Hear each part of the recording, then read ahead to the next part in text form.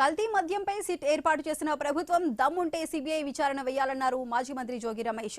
Mylavaram excise కార్యాలయం ముందు వర్షంలోనే నిరసన చేశారాయన. చంద్రబాబు చేపట్టినట్టే సిట్ ఉంటుందని, దాంతో లాభం ఉండదని జోగి విమర్శించారు. మంచినీళ్లు కుళాయిలు లేక ప్రజలు అవస్థలు పడుతుంటే రాష్ట్రంలో కల్తీ మద్యం ఏరులై పారుతోందని ఆరోపించారు.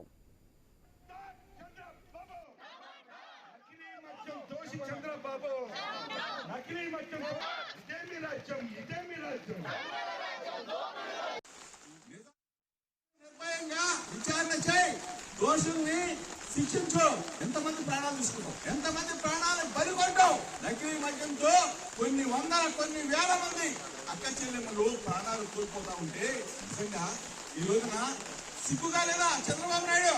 ఎవరే చెప్తా ఉన్నా, దీనికి సూత్రధారులు పాత్రధారులు తెలుగుదేశం ప్రభుత్వంలో ఉన్న పెద్దలే, మీరే భాగస్వాములు, మీరే దీనికి కారణమైన తెలుగుదేశం పార్టీలో ఉన్న మంత్రులు అవ్వచ్చు, ఆఖరికి చంద్రబాబు నాయుడు ప్రభుత్వంలో ముఖ్యమైన నేతలు అవ్వచ్చు.